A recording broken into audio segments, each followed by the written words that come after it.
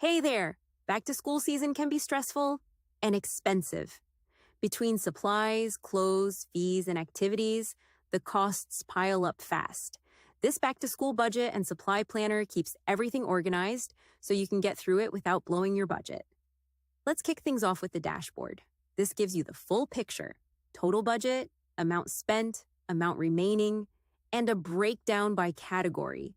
Whether you're shopping for one kid or five, everything rolls up into one clean view that updates automatically.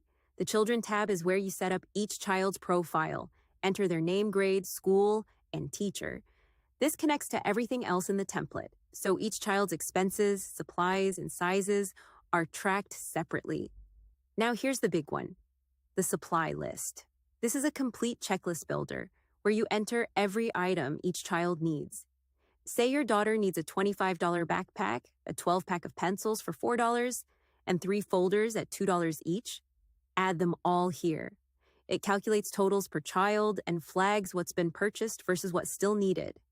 The Price Compare tab is a money saver. Enter the same item across stores like Target, Walmart, and Amazon, and instantly see where to get the best price. Maybe that backpack is $25 at Target but $19.99 on Amazon.